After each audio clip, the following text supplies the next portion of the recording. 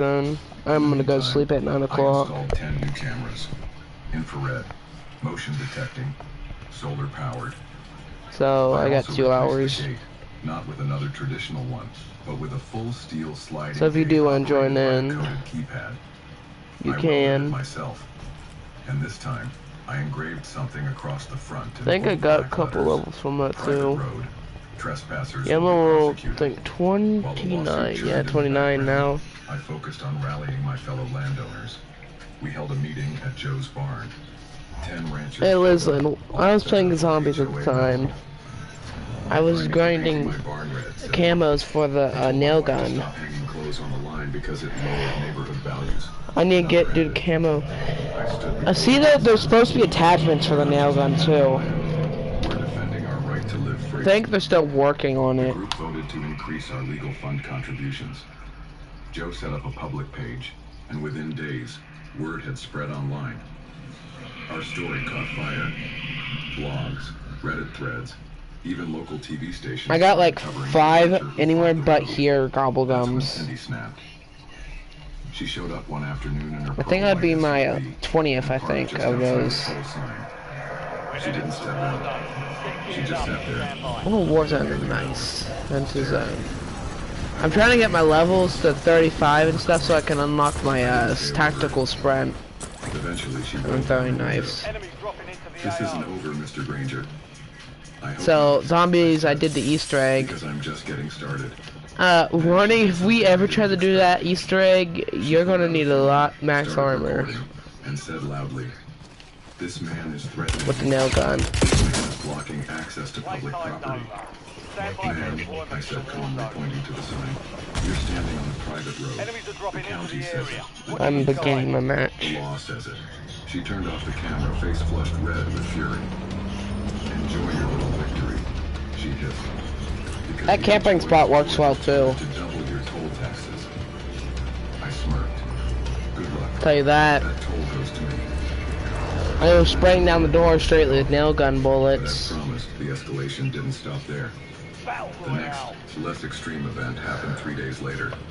I was out mending a fence I'm when a looking delivery for van a drove up, confused. most wanted on the map. "Is this road 19B?" the driver asked. "Yeah," I said. I was trying to get most wanted off "I've got spawn. 6 crates of gardening supplies for 41 Willow Lane. Directions led me through here." It was Cindy's house. She was using my road for HOA deliveries now, and not just her. Over the next week, I counted over a dozen Amazon vans, 2 moving trucks, 5 landscaping crews, and even a bounce house delivery for some HOA kid's birthday party.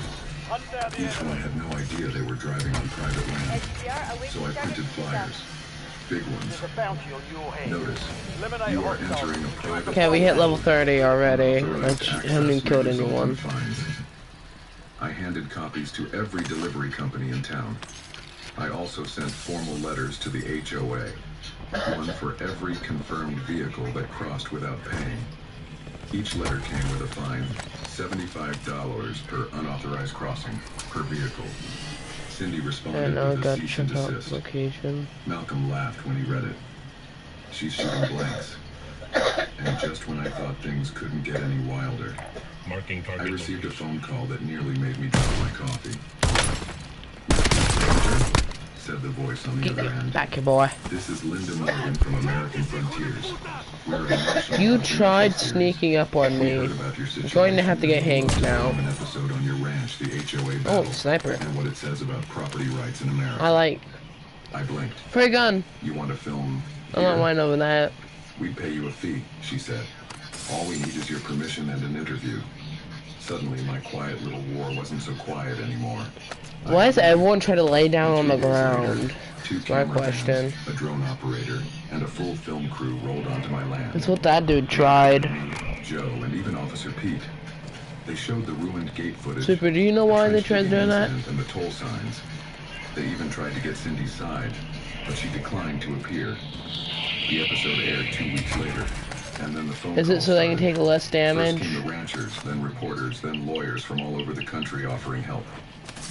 But the biggest shock of all, a state senator called. He said, "I watched your episode. I'm proposing a new bill to protect landowners from hostile HOA takeovers. We'd like your testimony.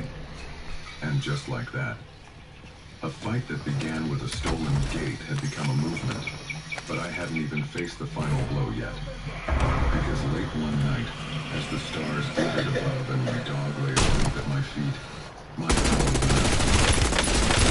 The generator failed. Then my water pump stopped working. And when I walked to the edge of my house with a flashlight, I found 2 large black boxes, signal jammers, deliberately placed, wired, hidden, and on top of one of them, duct taped to the lid, was a note. Shut it down, or we'll shut you down. The wind rustled through the tall grass as I stood staring at the signal jammer. My flashlight beam trembled slightly in my hand, not from the cold, but from fury. Whoever planted this didn't just want to scare me. They wanted to cripple me. Cutting power was one thing, but jamming signals. No emergency calls, no camera uploads, no remote monitoring. They were trying to shut me off from the world. And they almost did. I took a photo of the black box, careful not to touch it, then circled around the second one near my water pump. Same make, same placement, same message duct taped on top. Shut it down, or we'll shut you down. I pulled out my old satellite phone. Thank God I kept it for backup and called Officer P. Hello, little dude. I just grabbed someone. Tom? Yeah. I found 2 jammers. One at the power junction, one near the water pump. Both with threats on top. Pete cursed under his breath. They're escalating. I'll call in the tech team. Bring gloves, I said. They might have left prints. He promised he'd be out first thing in the morning. I'm a bounty now. Instead, I sat on my porch with a lantern beside me and my Winchester across my lap. My dog growled off and on, ears twitching at every sound. For a brief moment, I felt like I was in some kind of siege. Like this wasn't a ranch anymore, but a battlefield. By dawn, Pete and county techs arrived. They're getting rowdy here. Both jammers into evidence. One of the techs, a young guy named Carter, said, "These are commercial grade, not cheap. Someone paid good money for these." I can mute up. I asked. He nodded.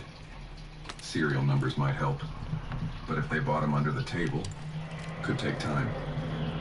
Pete clapped my shoulder. We'll find out who did this, Tom. This has gone way beyond HOA nonsense. But I wasn't waiting around. That afternoon, I called in a favor from a private investigator, my buddy Hank, who used to run security for a Texas oil company. I sent him the photos, the video footage, and everything I documented so far. He called me back 2 hours later. "Tom," he said, "you ever heard of Brad Yates?" I paused. "No, who's he?" "Private contractor. Used to do logistics work. Also happens to be married to Cynthia Yates, your favorite HOA president." I blinked. "You're kidding." "Not at all. And guess who bought 2 signal jammers off a second-hand auction site last week? Delivery address matched Brad's old workshop 2 towns over." I felt the blood rush to my face. "You got proof?" "Oh, I got more than that. I've got video of him loading the crates into a white pickup. I was silent for a long time. Finally, I said, "Send everything to Malcolm. Let's press charges." "You sure?" Hank asked. "This will go public." I wanted to, and it did. The moment Malcolm filed the lawsuit and submitted the evidence to the sheriff's department, the story exploded. Headlines hit local papers. HOA president's husband tied to sabotage of ranch property. Signal jammers found on rancher's land. Criminal probe underway. 3 ranchers coalition strikes back. Legal war erupts over private road. Cindy denied everything, of course. She claimed Brad acted independently and that she had no knowledge of his actions. But the damage was done. The county called an emergency meeting and suspended HOA activity on Road 19B pending investigation. My toll system was ruled fully legal, and the court granted me full access to HOA financial records tied to my property's history.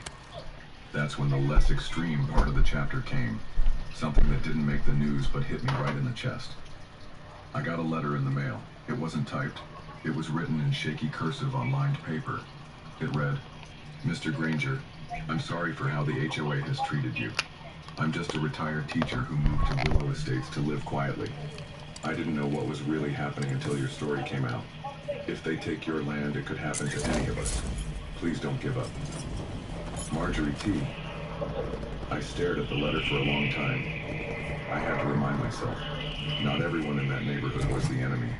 Some were just trapped in the system like I'd almost been. That night, I lit a fire in my backyard and sat there alone, thinking. This wasn't just about revenge anymore. It was about setting things right. So the next day I held a public meeting, open to all, even the HOA residents. We met at the edge of the road, just outside the toll gate. I spoke clearly and calmly. I don't hate the people in Willow Estates. I hate how the HOA has used power to bully others. This isn't about a gate or a it's about freedom. About choice, about respecting land that's been in families for generations. To my surprise, over a dozen HOA residents showed up. Some brought lawn chairs, some clapped, some even signed a petition to dissolve the current HOA board. It felt like a turning point. It didn't last long, because 3 days later, someone tried to burn down my barn. I had just stepped inside to check on my tools when I smelled the smoke. Thick, bitter, and unmistakable. I ran out and saw flames licking the back corner of the barn. My dog barked like crazy, and I grabbed the hose, spraying everything I could. Luckily, the fire hadn't spread far. I caught it just in time. But the damage was clear. Charred wood, burned hay, and blackened walls. The sheriff's department investigated. A small gas can had been left behind near the fence line. No fingerprints. No cameras caught the act. But I didn't need evidence to know. This was no accident. Someone was still trying to scare me, to push me off the land, to send a final message. But they had no idea who they were messing with. Because now... Get the baton now. Now I wasn't just defending my ranch. I was defending every single landowner who'd ever been steamrolled by a power-hungry HOA. And I was just getting warmed.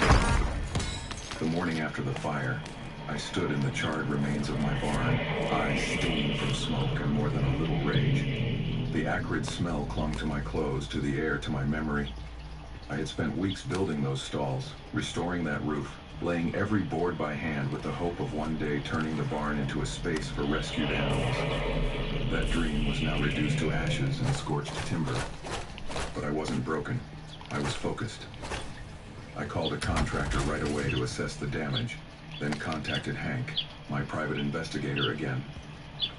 "Tom," he said, after hearing the latest, "you want me to dig deeper into the HOA board?" "No," I replied. "I want you to find out who still thinks they can threaten me without consequence." He paused. "Got it." While Hank was doing his thing, I met with Malcolm. He was already halfway through building the case against Brad Yates, the HOA president's husband, for installing the signal jammers.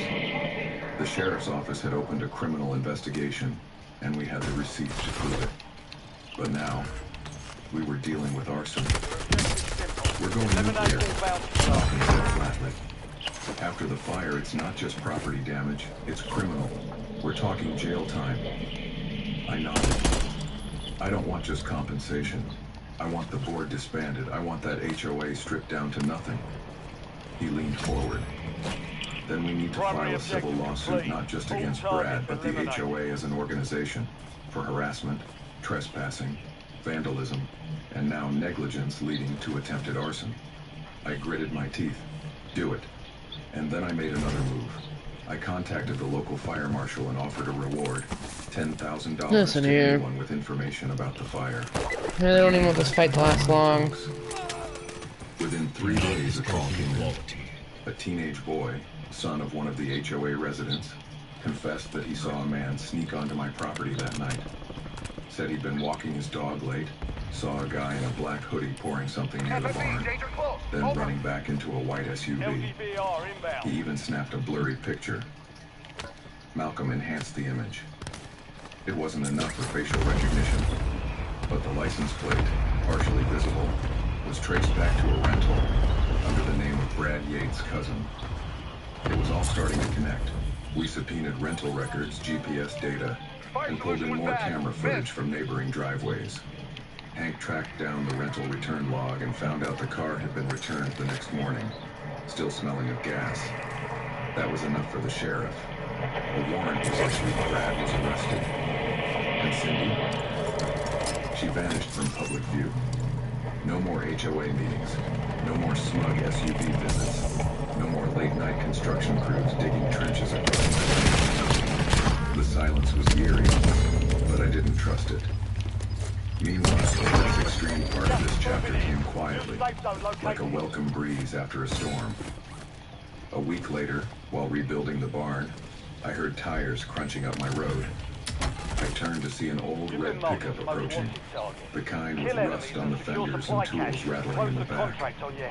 Behind the wheel was a man I hadn't seen in over 20 years. My uncle, Dan. He stepped out, holding a thermos of coffee and a box of hand tools.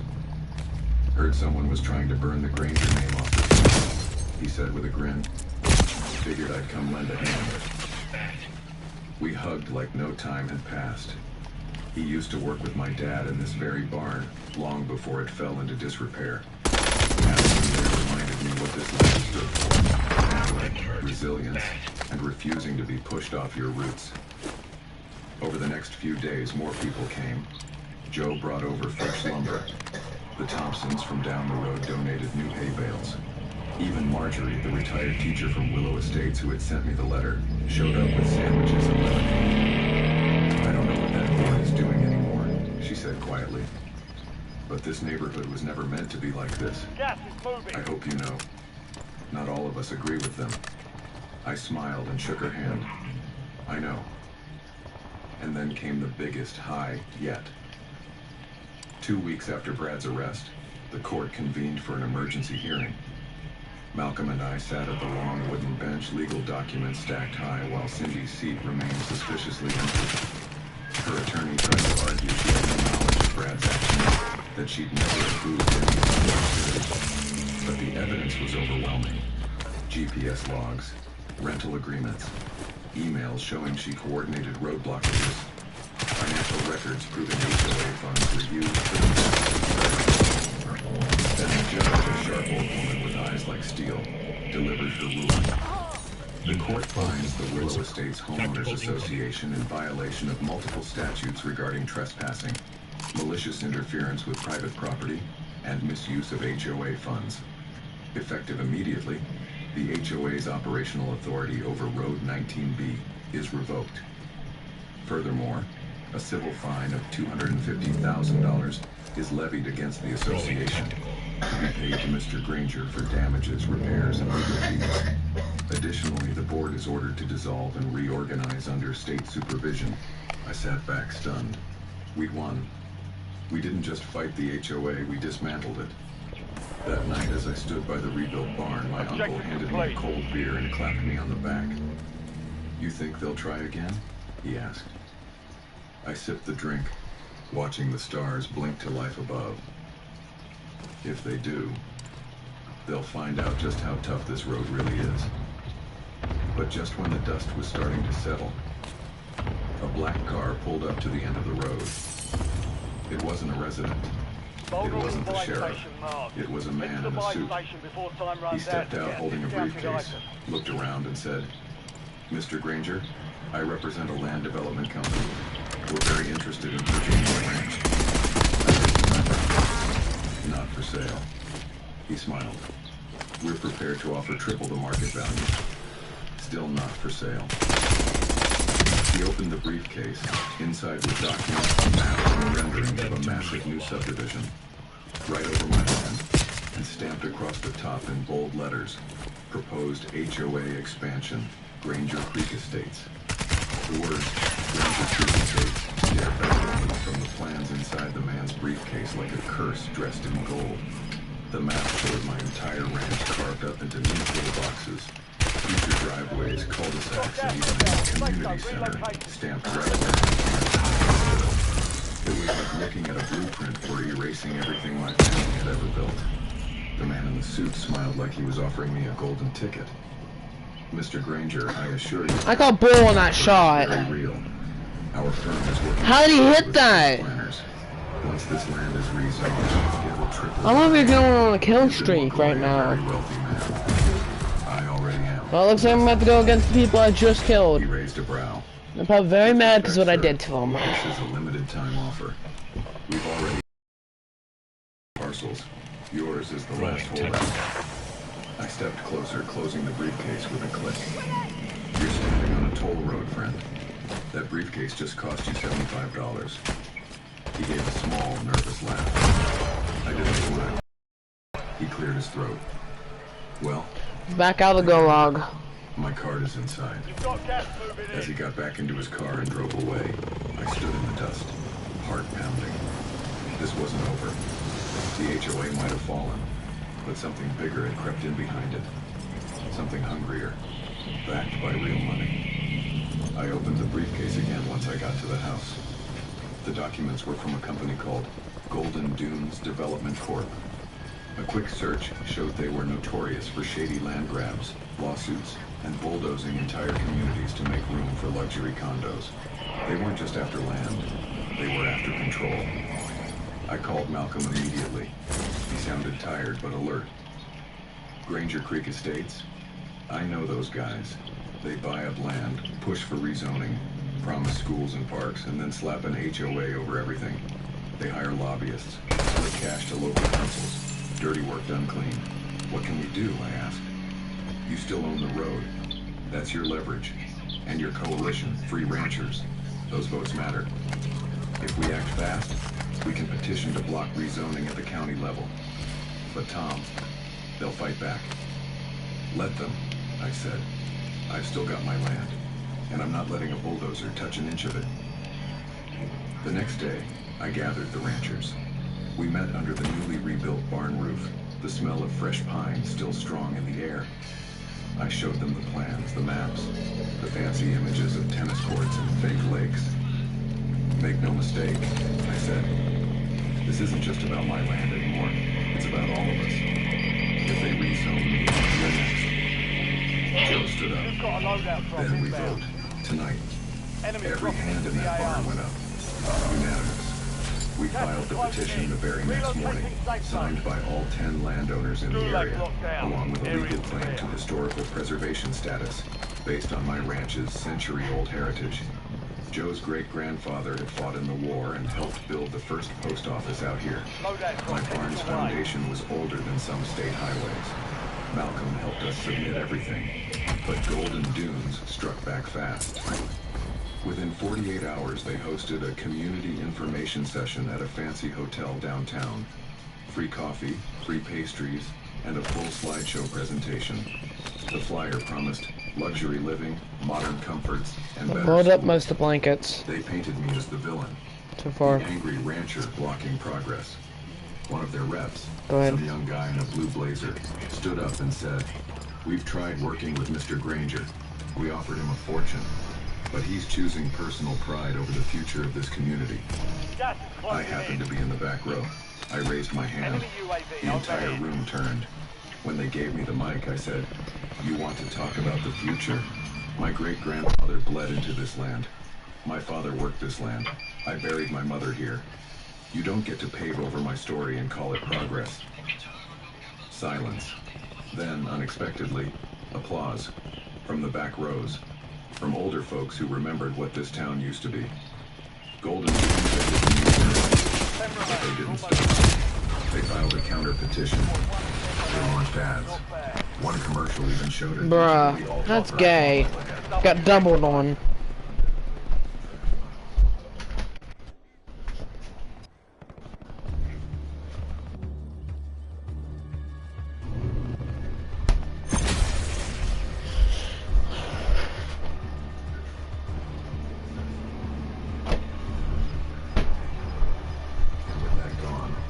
They'll have full access to everything.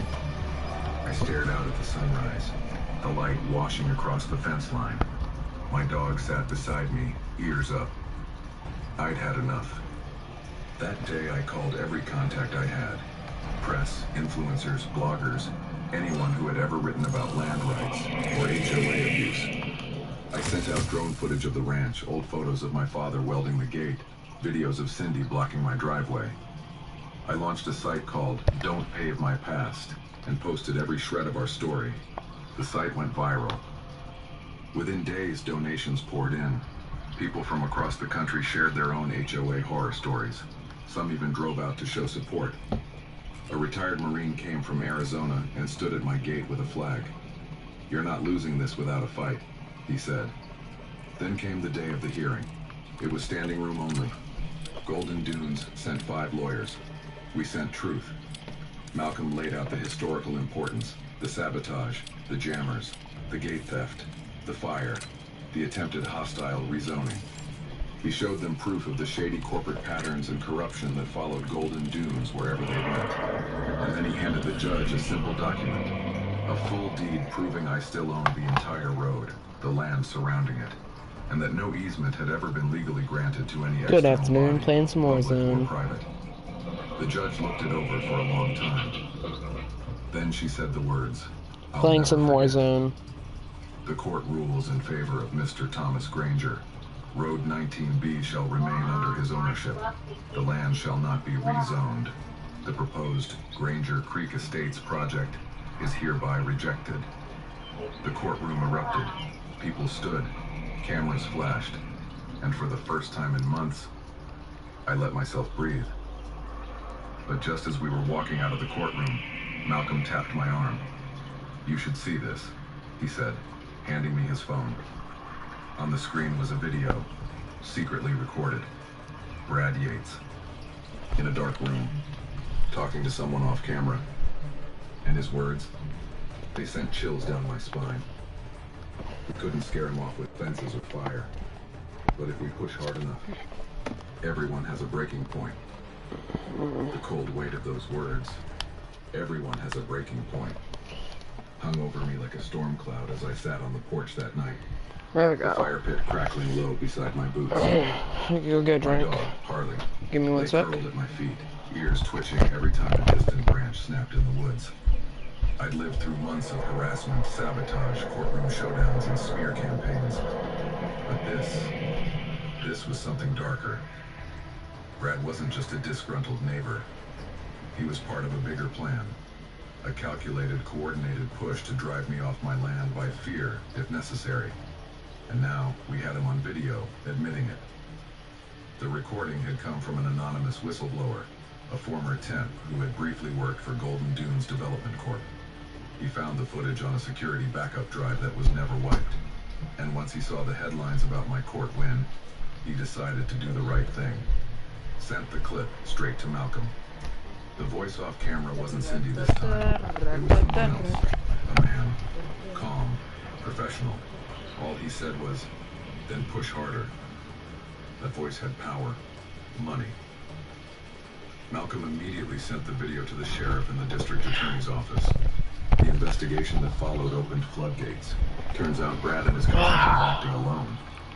There were 3 more people, 2 of whom were on the HOA board, helping funnel HOA funds through a fake landscaping company owned by Brad. That company paid for the backhoe, the signs, the signal jammers, even the fire starter fluid. They'd kept receipts, thinking no one would notice. They were wrong. The sheriff moved fast. Warrants, arrests, public statements. By the end of the week, Cindy resigned from the HOA entirely, citing mental stress. Brad was denied bail. The other conspirators were exposed in a live press briefing. And Golden Dunes? They tried to deny any connection to the plot. Didn't work. The judge froze their operations in the county until a full federal investigation was completed. But I didn't feel like celebrating yet. Because just when I thought the storm was passing, a knock hit my door at 2:03 a.m. Not a hard knock. What are you Not doing? angry. Just steady. I grabbed my rifle, flicked on the porch light, and opened the door slowly. It was Marjorie, Hi, the Goku. retired teacher. She looked pale, shaking. How are you, my dude? "I'm sorry, Tom," she whispered, holding out a small flash drive. "I found this on my porch with a note. It said, 'Give this to Granger, or your house is next.'" I took the drive and stepped outside, scanning the road. Goku, you here? Nothing. No cars. No footprints. Just wind and dust. I brought her inside, gave her tea, and told Harley to keep Your mic's on, okay. Once she was calm, You ready to play? in the drive. It contained one video. No timestamp. Just dark footage of someone walking through I am my now property, gotten to Prestige flashlight 6. bouncing, whispering to another person. Then came the voice again. I am broadcasting, by the way. Secret video. Next week, the main house. You ready for a good time to Burn it broadcast? down. I backed away from the screen. Hard Go. hammering. To disable my reality stream. The very house my mother passed away in. The one my father built board by So I can board have when a he came full home here. from Vietnam. My life's roots were inside. Take one of my earbuds out. In 7 days, maybe less, to prepare. I'm working on trying to get all my speed waste a items second. back. First, I called the sheriff. He posted a 24-hour watch on the property. Working on getting all my stuff back now. Red 360-degree rotation motion tracking. I need to go get sprinter and stuff for my things, but I need to be level I even called in a few buddies 36. from my military days who lived out west. 2 of them showed up within 48 Well, you hours. starting up your other? You're starting your own broadcast. Good men. We didn't plan on starting a war, but we weren't going to be victims either. And then I did something I hadn't done since I moved back to the ranch. I He's took ran out into my a father's hacker, I old can tell you that. the one he kept hidden behind the bookshelf. Born mute. Inside were drawings, stories, measurements for the land, but also something else. Documents. A small file labeled Emergency County Rights. Inside was a deed from 1967, a second road, one that looped behind the ridge and cut through a part of the land I'd never paid much attention to. Technically unpaved and hidden by brush, but still Okay. I had a back door. If anyone tried coming in front, we'd see them. And if I needed to evacuate, We're gonna have the focus, you know that, right? even Harley, we'd have a way out. We just turned sleeping. Shifts. The days passed slow. Bruh, I just landed and I got sprayed down by No someone. cars came. No lights. No sign of the threat. Until the 6th night. Just after 2 a.m., the alarm blared. Camera feed flashed red. Yeah. You ready, Goku? Then another. Then 2 more. I shouted, "They're here!" Floodlights kicked on. Harley barked wildly. My Marine buddies took positions while I called the sheriff. One of the trespassers sprinted. Okay, let's see what we can run into first match. Fire starter. Frontman and Before he made it, player 6. another guy ran for the barn. He tripped a wire we rigged earlier and face planted into a patch of thorn bushes. The third tried to escape. Didn't make it past the toll gate before the sheriff's cruiser cut him off. All 3 were arrested. Turns out Golden Dunes had contracted local thugs, promised them hush money, a few grand apiece to Okay, I'll grab that contract. but Get they some didn't cash. count on the cameras, the prep, or the fire inside me to never give up my land. When it all settled, I stood at the edge of the property just before dawn, watching the sun rise. Marjorie brought out a cup of coffee and stood beside me. It's over? I nodded. We need to get as much cash as possible so we can get a 3 days later, the company what is it folded called? with an Loot drop. Top execs were indicted for conspiracy, fraud, and attempted arson. Cindy disappeared from the state, never to be seen again. Brad, sentenced to 8 years behind bars. And my ranch, still standing, still free. I didn't sell the land. Oh, you spammer little rat! Go down a ditch! Instead, I donated a portion of it to build a But I small sniped him and I don't even know how I died! nature farming. Dang little... We called it Legacy Shield, and the toll road, still mine, still private. But now, there's a new sign You agree? above it. Welcome to Granger, That dude hacking? where we don't back down. And every time I see someone pull up, slow down and read it with Ready to a go in the smile. gulag? I know one thing for sure. They tried to fence me in. I blocked the street. They tried Where to you scare me at? off. I lit the way. And when they came for my land, they forgot who owned the road. The end. If you enjoyed this story, I'm up. don't forget to hit that like button, share it with someone who hates HOAs, Goku, I'm up. and drop a comment below.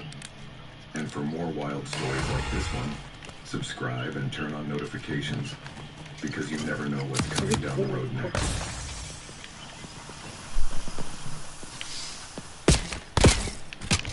Two HP. You're up next. Our house in Ridgepoint Hollow, I'm the deploying. HOA had a reputation for being strict, but Good manageable, luck. so they thought. A few freshly planted rose bushes and a cheerful welcome sign seemed harmless enough. Until an Okay, we're both back up. urgent HOA action required arrived. I'm heading over here. Don't head for that mall. Demanding $275 for I don't know if anyone's here, but I'm gonna just loot up some guns. I laughed at first, assuming it was a clerical error. My wife, Andrea, however, arched an eyebrow at that quiet expression she reserves for suspects lying under oath. Fitting, since she prosecutes HOA fraud cases for the Department of Justice. Still, we decided to play nice. We attended the next HOA meeting with photos, receipts, and a polite request for clarification. That's when we met Karen. Karen Gristwood, the HOA vice president with hair as sharp as her tone. Peered over her glasses like she was interrogating a war criminal, not a couple defending flower beds. Roses attract bees. Bees can pose a danger to children. We're simply being proactive, she sniffed, waving off our paperwork. Her words weren't just condescending. They were rehearsed, bureaucratic venom coated in honey. She didn't care about bees. She cared about control, and apparently about setting an example. If we let one person break the rules, we have chaos, she said, as if roses were anarchist propaganda. Andrea remained calm, asking which bylaw specifically we violated. Karen paused, blinked, and muttered something about subsection 3A of the Aesthetic Cohesion Clause. When we asked to see it, Karen smiled thinly and said, "It's internal. Residents aren't authorized to view internal documents." That was the moment we both knew this wasn't incompetence. This was a power game. The fine, it turned out, had no legal standing. But Karen wasn't there. Idiot. The next week, our mailbox was blocked with orange hazard tape. A neon pink paper declared our mailbox out of conformity with HOA standards. The mailbox, a standard issue black died. provided by the builder. Karen struck again, this time citing a mailbox lane of approximately 1.5 degrees. According to her Yeah, unlicensed so for cousin, 4,000 who has all an up eye for together. text. We George took got two photos. stems We now. measured it with a level, dead straight. Still, Karen refused to back down. At the next meeting, she submitted a neighborhood visual report, which turned out to be grainy iPhone photos taken at weird angles that made everything look like a Tim Burton film set. She started recruiting. We noticed a small group forming, Karen's minions, as we called them. Nice job. Older residents with clipboards. We gotta who find suddenly cash cared or wait for a very loadout deeply drop. about property values. One of them Goku. reported our dog for excessive tail wagging near a community. Because we need to get our loot. Another claimed Andrea's Prius was parked too smugly. They were reaching, but then Karen upped the ante. An envelope arrived with a red stamp across the front. Cease and desist. It accused us of I found a search thing. Go and do it. Go loot all the chests. in our neighborhood Facebook group. The letterhead, the law offices of Gristwood. No such office existed. Andrea searched the DOJ database. No filings, no bar number, just a Gmail address and a street address that turned out to be a UPS store. We were stunned, not just by the audacity, but the sheer stupidity of the forgery. This is a fake lawsuit, Andrea said flatly. She created a fake law firm, but Karen didn't stop there. At the next HOA meeting, she strutted in like a soap opera villain, theatrically waving her own cease and desist and declaring, Hit his armor. litigious threats against the HOA will be treated as hostile acts. Andrea didn't say a word. She simply turned on her phone's recorder and said, "Would you mind repeating that for the record?" Karen blinked. That's when the first crack appeared in her armor. Neighbors started asking questions. "Wait, are we being sued? Can she do that?" One woman whispered, "I thought that letter looked weird," but Karen brushed them off, claiming legal confidentiality. She had no idea the woman she was lying to was a federal prosecutor. Grab that. Not just any prosecutor. Andrea specialized in HOA financial crimes and legal abuse, the kind of corruption Karen had just dabbled in with a crayon and a dream. Still, Someone's up on that behind you. Andrea knew better than to tip her hand too early. Let her dig her own hole, she said. Meanwhile, we documented everything. Every fake violation, every manipulated photo, every hostile meeting. Karen wasn't just overreaching. She was crafting a case study in HOA fraud, and she didn't know she was already the defendant in a story that was just beginning. And as we locked our gate that evening, now mysteriously tagged with a citation for improper hinge tone, Andrea looked up from her phone and smirked. Honey, I just pulled her property records. Did you know she refinanced her house to pay HOA debts? Her smile widened. Let's see how long careful. Karen can sit on her plastic throne once we start shaking the table. The very next morning, a new legal update flyer appeared on every doorstep in Ridgepoint. We're gonna have to be careful. Printed on mismatched paper stock and smelling faintly of lavender and ego. It featured a poorly cropped There's a loadout drop we can go grab. standing I head next to for a it. gavel clip art image. Above bolded words, official legal representation for HOA, protecting our property value. I need to get my baton and SMG. Crossword Legal Advocacy Services, PLLC. Andrea raised an eyebrow. PLLC, huh? That's cute. She didn't even file a DBA. Dude Quick tried check that with the and state failed. bar site confirmed it. Karen had just upgraded her fake law firm into a full-blown imaginary empire. We attended the next HOA meeting prepared, and it was clear Karen was expecting a showdown. She'd even brought a legal consultant, a sweaty man in a suit 2 sizes too big, who looked like he was auditioning for a low-budget courtroom drama. This is Rick, Karen said proudly. He's here as a legal advisor on HOA. I'm gonna take your sniper. Andrea barely glanced at him. What law school, Rick? She asked casually. Rick blinked, stammered something about real-world experience, and immediately started fanning himself with a meeting agenda. The tension in the room was thicker than Karen's foundation. Then came the tantrum. I'm gonna take the helicopter and crash it when we get near a fight. HOA gavel so hard it snapped in half. It has come to my attention. She I'll drive. like a Bond villain, that certain individuals are attempting to undermine the legal structure of this HO. These attacks are frivolous, dangerous, and border on harassment. Andrea leaned back in her chair, utterly unbothered. Which statute are we violating exactly?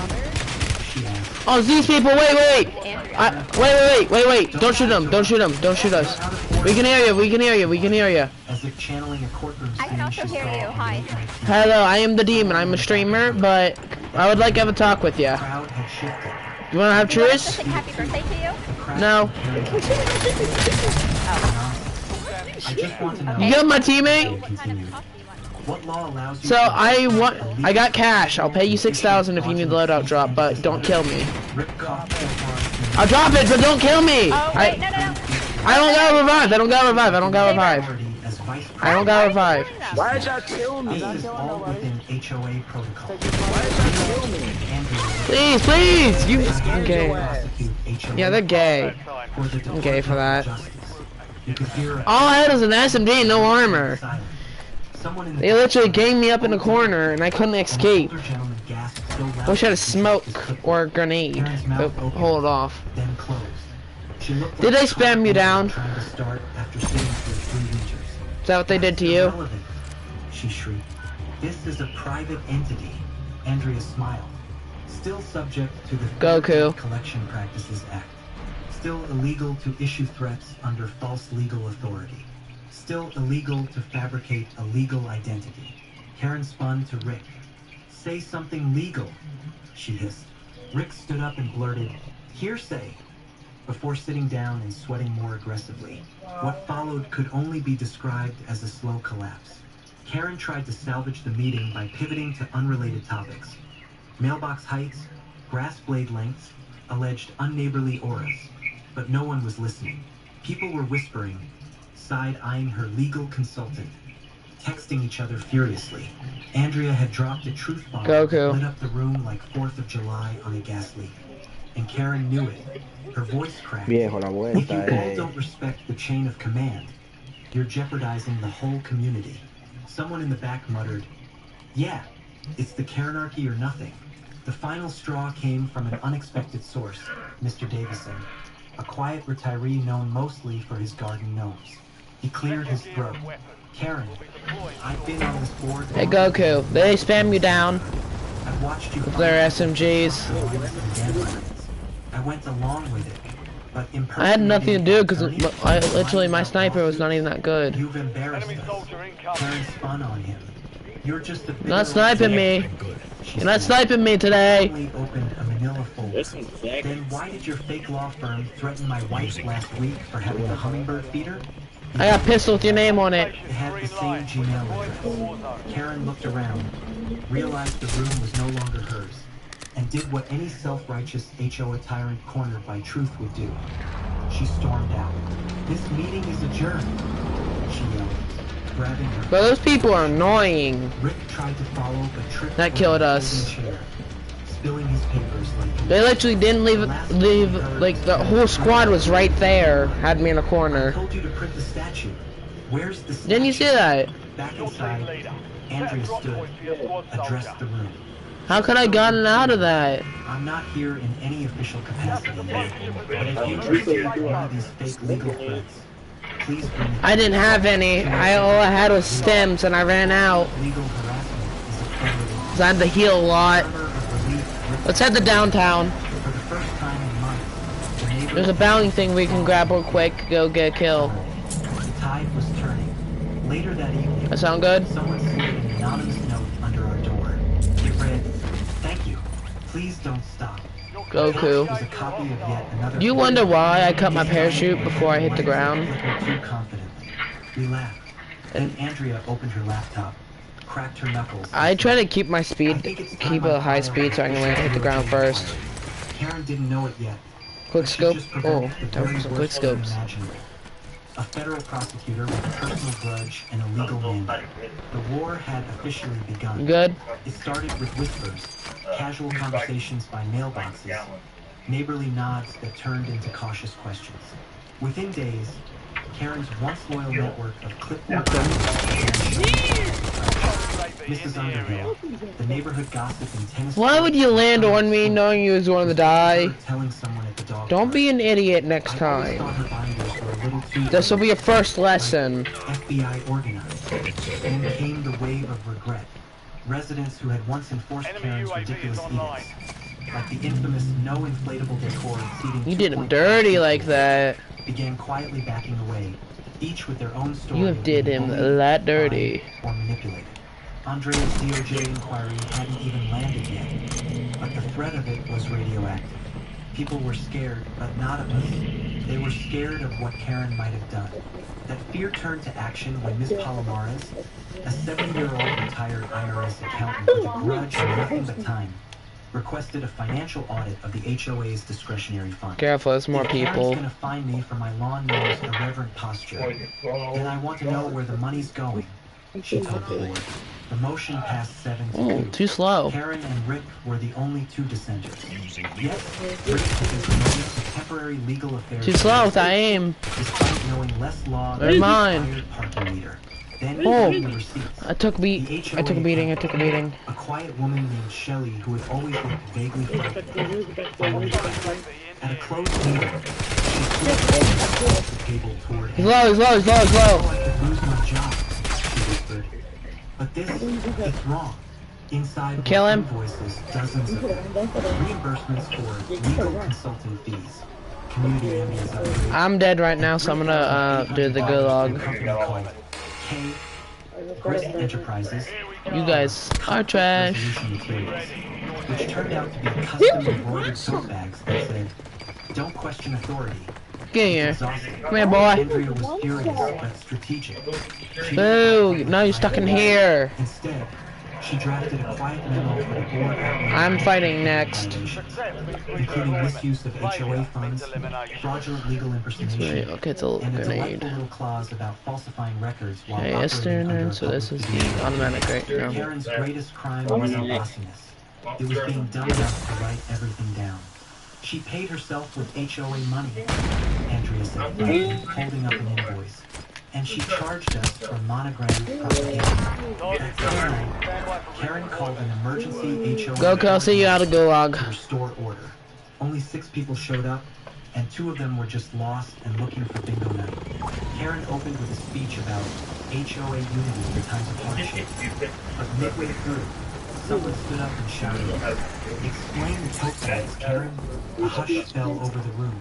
"They're motivational tools," Karen sputtered, "to encourage harmony.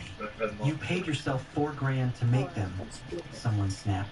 Rick tried to intervene, but someone had printed out screenshots of his TikTok account, where he referred to himself as Rick the Lawbringer, and once used a meatball sub as a legal metaphor. It did not help their case. The moment of collapse came when Ms. Palomares pulled out a single sheet of paper and slid it across the table. "I move that we hold a vote of no confidence in Vice President Karen Griswold." The motion was seconded almost instantly. Karen stood outraged. "You can't do this. I am the HOA," she screamed. So you killed them? "I created this neighborhood's identity." Rick whispered something in her ear. She slapped him. Oh, there's red. There's red The mics. vote was unanimous. 9 Time to become most wanted then. Rick abstained. Karen stood there, trembling, as the board formally stripped her of all duties pending the outcome of a full investigation. But Karen didn't Oh no. leave. Oh no. She launched into a full meltdown. "You'll regret this," she shrieked. "You think this is over? This isn't over. Hey, is someone here? Documents. I have screenshots." She waved a manila folder wildly in the air like it was a I heard you guys' God. footsteps. "This HOA was a masterpiece until she came along," she growled, pointing at Andrea. "You think she's your savior, but she's just another snake." The board, unfazed, calmly asked her to You're not leave. bad. Security. Yes, security was called. Escorted her out, and she screamed something about hostile architectural energy as she was led past the xeriscaping display. But as poetic as that moment was, the twist hadn't come yet. Because the next morning, every board member received a mysterious package. Inside, a glossy brochure from a new homeowners advocacy group called Covenant Integrity Alliance. Their mission, restoring traditional HOA values through private enforcement mechanisms. Their founder, she was launching a rival HOA. I threw a throwing knife at him. And I sprayed him down. Laughing. She's staging a civil war. You know me by now. But it was more than just desperate. Karen had created a shell organization. She was now Get your collecting gang donations little under outta the guise of a here. nonprofit advocacy group. Oh my! Over $2,000 from 3 loyalists and 1 very confused dog groomer. This is no longer a Hey, watch me. Andrea said. I'm being double tracked. It's financial fraud. She's soliciting money under false pretenses. Time to escalate. I'm trying to find a sniper so I can defend myself, just in case. Pulled out the DOJ complaint paperwork. Karen had stepped outside of HOA drama. Trying to look for cash and. Okay, do you want this? Get your have a upgrade sniper. We just we gotta out survive the bounty now. And the person you messed with writes the laws you're breaking. 2 days after her dramatic ousting, Karen's house transformed into something between a command center and a Pinterest panic room. Yard signs began popping up. We could have a chat with them. Handwritten in gold. I like to at least have a conversation before we kill This is them. a Covenant integrity zone. And the I might let them self-revive if they have one. No compliance. They give me cash, No okay? We thought she'd go quiet. We gotta make a bargain sometimes. But no, Karen went full rogue regime. Here, give me 1,000 cash. She was seceding. Andrea got the first whiff of what was happening in Mr. DeLuca. A confused That one, I'm not going for that. Showed up at our door holding a trifold brochure and a mason jar of strawberry preserves. Karen said I had to donate jam or cash to stay in the Covenant. Andrea took the paper. It was real. Covenant Integrity Alliance membership application. Benefits. And I'm gonna head over to this one that's still in circle to go grab my sniper. Oh wait, my throwing knives. I almost forgot my throwing knives like I usually have. Unity chamber? Turns out, Karen had converted her entire finished basement into an underground LED strip lights, forward podium, projector screen with a rotating PowerPoint titled "The Moral Collapse of Ridgepoint," a call to order. Her followers, about 6 diehards and 1 very enthusiastic schnauzer breeder, attended nightly meetings. Karen reported He's not the only one. color-coded lanyards with titles like Covenant Keeper, Sentinel of Compliance, and Herald of Aesthetic Unity. Yes, there I'll was give a you cash. ceremonial Here, gavel. take some Yes, cash. it was bedazzled. We got a grainy photo from inside the meeting, snapped by Mrs. Underhill's grandson, who infiltrated the group under the guise of Assistant Sentinel. Karen stood in front of an American flag, dramatically silhouetted by a floodlight, pointing at a blown-up photo of Andrea with the caption, "The enemy within." She referred to herself as Chairwoman Gristwood of the Free Covenant, and called the DOJ a misguided cabal of regulatory thugs. Things escalated when she started issuing alternate violations. Little slips of paper shoved under doors, with charges like spiritually ambiguous shutters, insufficient porch graphics, Okay, I got my sniper. and passive-aggressive holiday decor. One neighbor got dinged for using... Don't let me grab him. Let me have him. Andrea Let me have rolled him. her eyes. She's creating a shadow HOA. This is basically neighborhood I was gonna grab cosplay him. with a god complex. But when we checked the name of her organization in the state registry, we realized the punchline had sharp teeth. Karen had filed it as a religious nonprofit. This wasn't just eccentric. It was strategic. By registering Covenant Integrity Alliance as a 501c3, she was shielding herself from certain tax I disclosures hear a and helicopter. positioning herself as a victim of religious persecution. She's trying to rebrand her HOA dictatorship as a spiritual movement, Andrea said, scrolling through the filing with a mix of horror and amusement. This isn't governance. It's HOA Scientology. We weren't the only ones noticing. Mailboxes up and down the street were hit with Covenant newsletters. The Grist Gazette. One edition included a list Let me have him. I knocked him. Unity, and a chart comparing Andrea to various historical tyrants, including I gotta do Napoleon something. and, somehow, King George III. That issue also came with a scratch and sniff sticker labeled, "Smells like compliance." Spoiler. It smelled like lemons and delusion. But the real chaos came Karma! when Karen issued Never land things nearby us. printed on parchment-style paper with gold ribbon. They were hand-delivered by Rick. Yes, still around. This is a big location, who so now be wore a careful. sash that said, "Parliamentary Enforcer." The summons invited I'm gonna use my residents speed to a boost for mandatory my tribunal advantage. to answer for violations. Attendance was non-optional, per Covenant Sacred Law, Volume 2. That's when Andrea had enough. We held our own meeting at the community clubhouse, standing room only. Andrea stood at the front, calm but commanding. This isn't quirky anymore. Sniper! This is organized coercion under the guise of community leadership. This woman is abusing tax law, intimidating residents, and operating unregistered store in her basement. She passed out copies of the 501c3 registration, highlighting discrepancies. This qualifies as federal fraud and misuse of religious exemption status, which falls squarely under my jurisdiction. The room buzzed. People flipped through pages wide-eyed. She said we were Hola, amigo. someone shouted, to preserve the spiritual How are you? cleanliness of the cul-de-sac. Andrea nodded. She's running a fake religion to maintain power. That's cult behavior with a side of tax evasion. Several residents gasped. One woman whispered, "We did have to take our shoes off in the Unity Chamber." That night, several residents withdrew membership. Karen's group and turned over I can't run! I got stuck! copies of violations, a printed pledge with a water. I got stuck! She made them recite it. We uphold the covenant. We protect the aesthetic. What? Purge the dissonance. It read like the intro to God, the it's all your fault. Andrea included it in No, the it's official not. DOJ complaint. Just like when you were Now supposed twice to be as thick and grounded. attached to a request for immediate federal You relief. gonna call his grandpa Final and grandma to insult, get in a fight. Karen doubled down. She stood Bruh. in her yard the next morning You know, in if full they start ceremonial fighting HOA again, robes.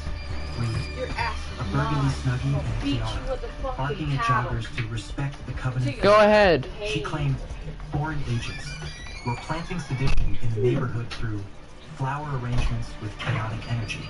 She held a press conference.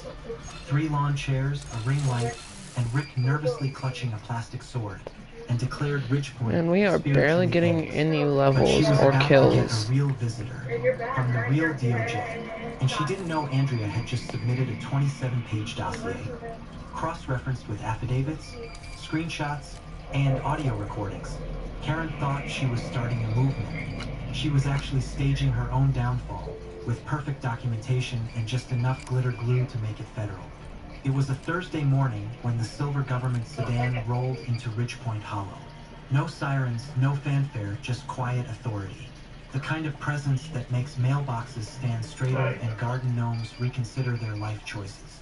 The man who stepped out wore a DOJ badge clipped to his belt, a perfectly pressed suit, and the calm gait of someone who's seen far worse than HOA tyrants with embroidered tote bags.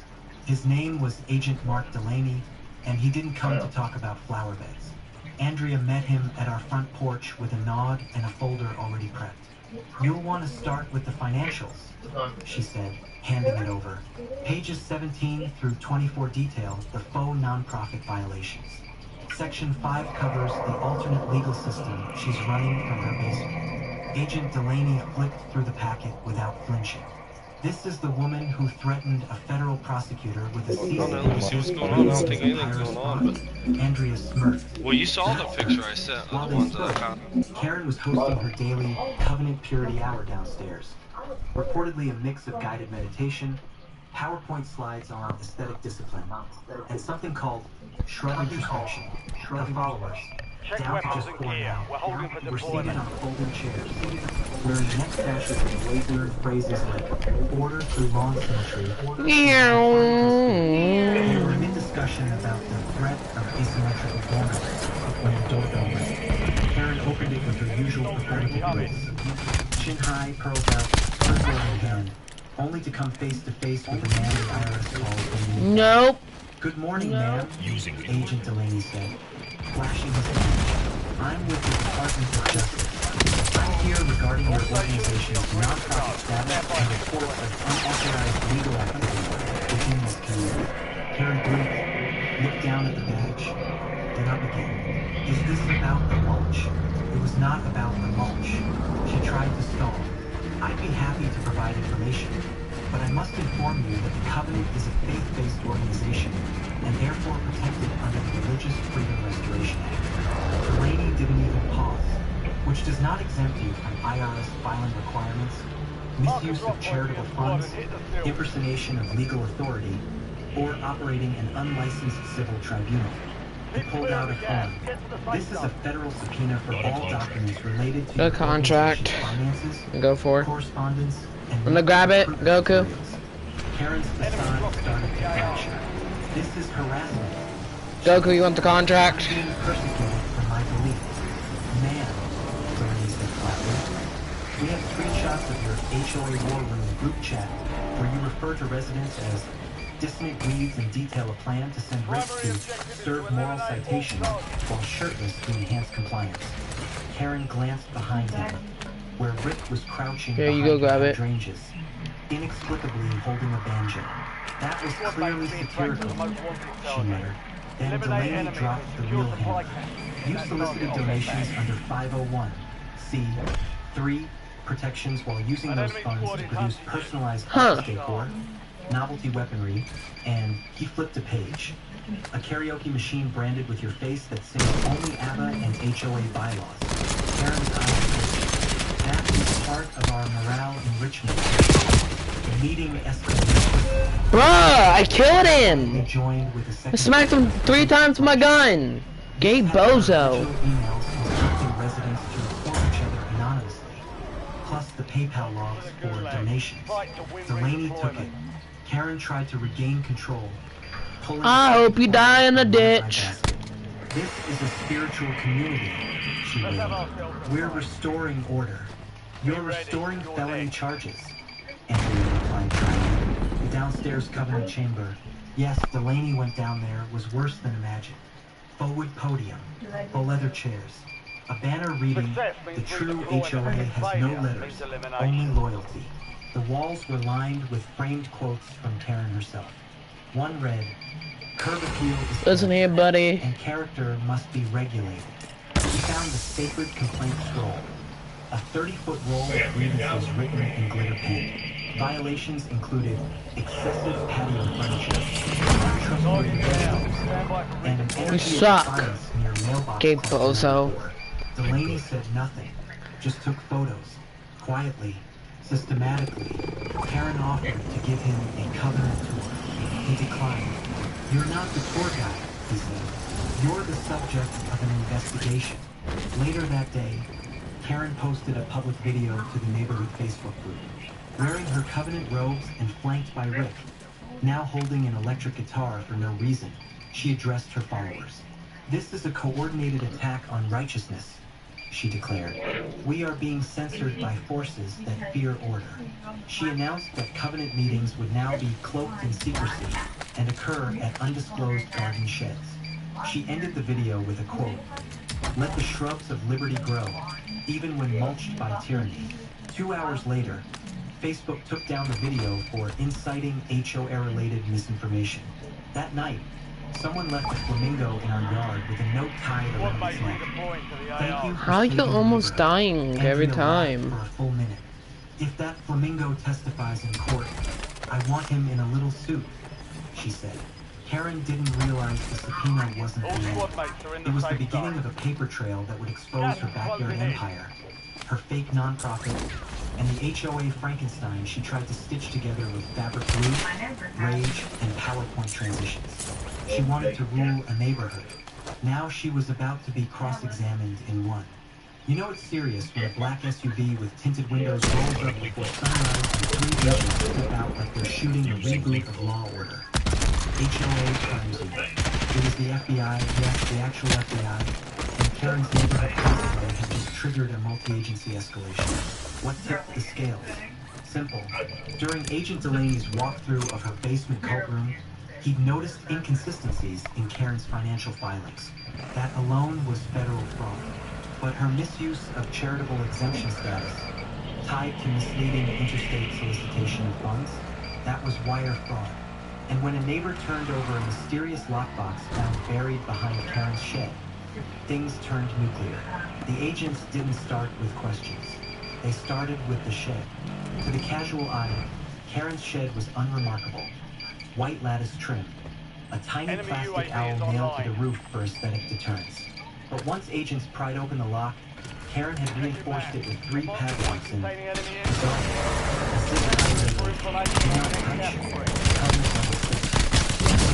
could only be described as HOA 9. Inside, meticulously labeled things containing complaint slips, copies of fake citations, laminated lists of target households, and several framed photos of herself shaking hands with photoshopped celebrities. But the real bombshell? A binder labeled Operations, HOA Phoenix. Inside that binder were her plans, detailed, color-coded, and terrifying in their dedication. She had a hierarchy outlined, titles, ranks, plans of HOA discipline and patrol, maps marking which homes were potential sympathizers versus aesthetic anarchists. She had even drawn up fake IDs for something called the Department of Aesthetic Regulation Enforcement. ARE, she called it. Yes, she tried to rebrand an anti-drug acronym into her own personal HOA police force. One badge was made of hot glue and glitter. Another featured a cat. The FBI agent stood there, flipping pages in silence, the kind of silence that smells like paperwork in prison time. Andrea, now acting in an official DOJ advisory role, stepped into the shed and said, "Oh, so this is where HOA ethics go to die." And then one of the agents opened a smaller crate tucked in the corner and paused. Inside were dozens of tiny recorders, audiobooks. Karen had been secretly recording her neighbors, conversations at the mailbox, backyard chatter, someone talking about switching lawn fertilizer levels. One labeled Pool Complete, August 7th, featured a timestamp and a sticky note that said, "Sandra suspects me of overchlorinating. Neutralized." The agent's face went stiff. "This is wiretapping on private property, unlawful surveillance." Andrea's jaw clenched. That's a whole new tier of felony. News of the shed spread faster than Karen's last newsletter. This time not just among neighbors, but federal offices. Andrea's original 27-page complaint now included 4 appendices, a growing list of resident testimonies, and a subpoena for Karen's PayPal account, which revealed a series of transactions labeled Victory Fund, Compliance Snacks, and Loyalist Incentive Program. One $400 charge was for custom HOA armband embroidery, another smoky fog machine for tribunal entrance. Meanwhile, Karen was spiraling. The night before the FBI search, she hosted a live stream for her renewed from HOA to Holy Order, My Journey. Wearing a purple cape and surrounded by flickering LED candles, she declared that Ridgepoint Hollow was no longer under man's law, but covenant law. She claimed the FBI agents were aesthetic spies sent to disrupt the natural harmony of properly spaced patio chairs. She offered to knight Rick on camera but couldn't find the sword, so she used a novelty yardstick labeled Code Compliance +1. By morning, her Facebook was locked. The HOA board issued a formal declaration distancing itself from all rogue entities, I see you. spiritual or otherwise. But the biggest Yeah, have some when text. the FBI agent in charge issued a public Why is your mic muted, Any Goku? residents who donated funds, received citations, or were subject to home surveillance by Ms. Karen Gristwood or any associated entity are encouraged to contact our office. We are launching a full investigation into fraud, unauthorized surveillance, and tax exemption misuse. Karen's basement was sealed, the shed dismantled. Her mailbox now bore a legal notice. Property under federal review. We watched from across the street as she stood in her driveway, wrapped in her HOA cape, yelling at the agents. "You're all just mad because I enforce standards." Rick was behind her, trying to live stream the scene while also eating a string cheese. One agent turned to Andrea. "You weren't kidding about her." Andrea didn't smile. "We're just getting started." Later that week, we discovered Karen had tried to file a restraining order against Andrea, the HOA board, and, inexplicably, unregulated mulch. The judge dismissed it in under a minute. His exact words, "Ms. Gristwood, this isn't a Marvel movie. You don't have jurisdiction over landscaping preferences." That's when it really sank in. Karen had crossed every line imaginable. Legal, ethical, horticultural. And now, there was a folder in the federal office with her name on it, labeled Subject, Fraudulent Homeowner Defense and HOA Pseudo-Theocracy. She wanted to be a legend. She was about to become case law. You'd think after the FBI raided your backyard and the DOJ issued subpoenas with your name printed in 14 pages, you'd retain a real lawyer. Not Karen. No, Karen doubled down on disaster and announced, in Wow. a community-wide, typo-written email blast, that her legal counsel would be none other than Rick. Yes, Rick. 3 quick scopes in a row. Confused habeas corpus with hummus coupons. The same man who tried to quote suits during a budget meeting and mispronounced jurisdiction as jerk distinction. The subject line of the email read, "Official legal representation. We will prevail." The body began with, "To whom it may concern and or tremble," and outlined Karen's intention to file a countersuit of righteous rebuke. She claimed the federal investigation was a conspiracy orchestrated by anti-porch forces, and Rick had been studying common law intensively on YouTube. Andrea nearly choked on her coffee reading it. We didn't have to wait long to see the circus unfold in person. The hearing was scheduled in the county courthouse, not for the fraud yet, but for an emergency injunction Karen tried to file to stop the HOA board from holding meetings without her. Her argument that she was spiritually inseparable from the Ridgepoint Covenant and thus constitutionally embedded in HOA affairs. Yes, she used the phrase constitutionally embedded. In court, Karen wore her purple HOA cape draped over a business suit. Rick wore a suit too, clearly borrowed from someone smaller, judging by the sleeve struggle, and carried a briefcase audibly crinkled when he walked. He opened it, revealing his case materials. 3 printed screenshots from Reddit, a stack of Get off the HOA table, please. Not my controllers. He stood, cleared his throat, and opened Rick. "Your Honor, may I approach the bench? Metaphorically, of course." The judge, a woman with the patience of a saint and the resting expression of a DMV examiner, simply said, "Proceed." Rick did. Badly. He rambled about sovereign HOA rights, cited Judge Judy as precedent, and at one point described Karen as a spiritual symbol of suburban order whose removal is akin to tearing down the Statue of Liberty to plant crabgrass. Karen beamed proudly from her seat like she was watching her protege defend her honor in the final battle scene of a Disney Channel movie. The courtroom, though, was losing it. A snort from the gallery. A cough suspiciously shaped like laughter. Even the stenographer paused once to stare into the void. Then came the highlight. Enemies are dropping into the area. While trying Watch to the explain skies. why HOA bylaws should override federal Bounty inquiry, on your head. shouted, Eliminate hostiles. "Objection! Secure This supply whole caches. system's Get rid out of of it. order. There has been no objection, no prosecutor, and no system currently being discussed." The judge moved forward.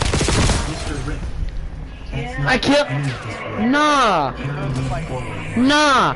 I killed him! Argument. Rick nodded solemnly and pulled